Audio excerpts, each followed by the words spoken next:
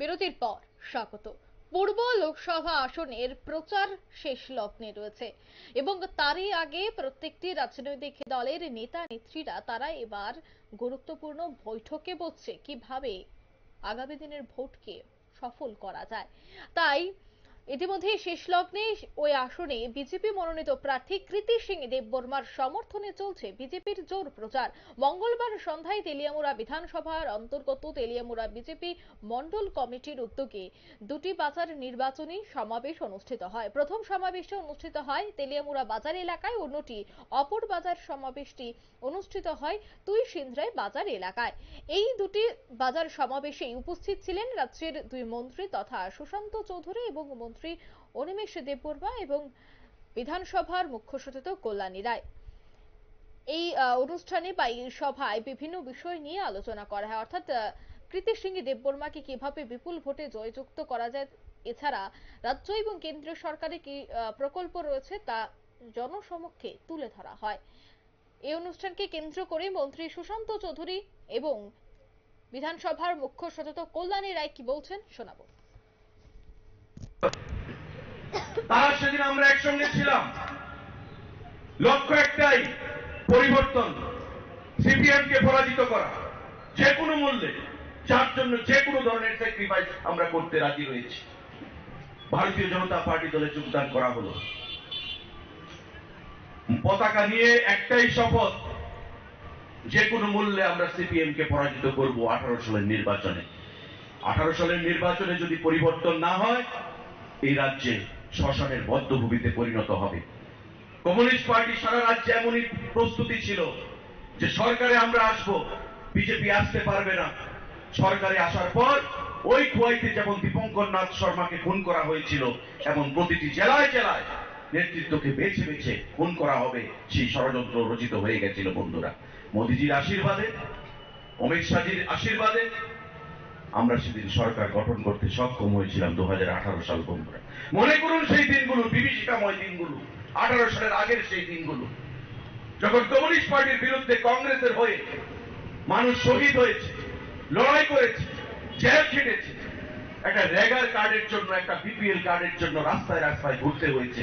ওই অনিমেষ বাবু যেটা বলে গেলেন যে বাবা চাকরি চেয়েছে, পরিবারে চাকরি পায়নি, বছরের পর বছর কেটে গেছে, বাবার সেখানে মৃত্যুবরণ করেছে, ওই 10,000 টাকা জুটেছে তার জীবনে। এমন হাজারো পরিবার রয়েছে যে ত্রিপুরা রাজ্যে কমিউনিস্ট শাসনে অবহেলিত, লাঞ্ছিত, নিপীড়িত হয়েছে। বন্ধুরা আজকে আমি প্রশ্ন রাখছি, তেলিয়ামুড়ার বাসী, আপনারা আগামী 26 তারিখ আপনাদের ভোটাধিকার প্রদান করবেন। গণতন্ত্রের জনগণ ধারক বাহক, গণতান্ত্রিক পদ্ধতিতে জনগণই একটি সরকারকে প্রতিষ্ঠিত করে একটি সরকারকে ক্ষমতা থেকে তুলে নামায়। আমি প্রশ্ন রাখছি গণতন্ত্রের এই ধারক বাহকের কাছে, আপনারা নিজের বিবেককে প্রশ্ন করুন। যারা সেদিন কংগ্রেস থেকে বেরিয়ে বিজেপিতে এসেছিলেন, লক্ষ্য কি? সিপিএম কে পরাজিত করা।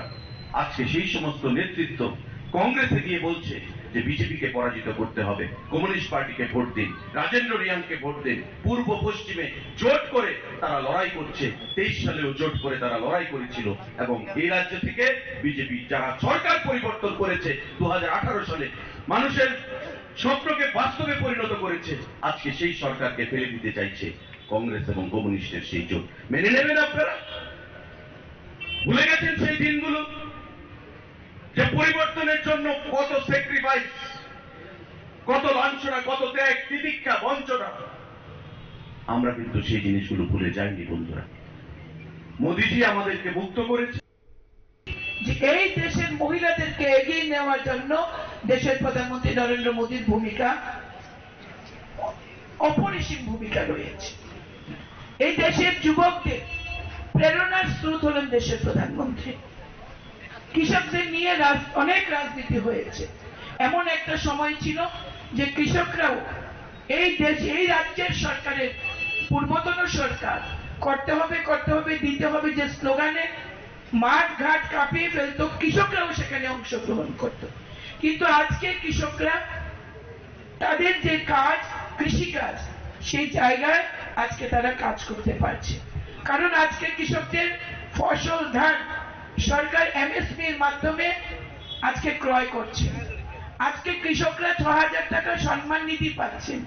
আজকে কৃষকরা কৃষি যন্ত্রপাতি সাবসিডাইজ, আবার কখনো কখনো ফ্রি পাচ্ছেন। আজকে কৃষকরা সময় মতো বীজ, সার, এমনকি জল সিঞ্চাই যোজনার মাধ্যমে সে সুযোগগুলি পাচ্ছে। শুধু তাই নয়, আজকে পশুপালন দপ্তরের মাধ্যমে যারা পশুপালন করছে, বিশেষ করে যারা গাভী শূকর পালন করছে, তারা 6,000 টাকা পশুপালন, মুখ্যমন্ত্রী পশুপালন নিধি পাবে। আজকে দেশের প্রধানমন্ত্রী এই দেশের গরিব মানুষ,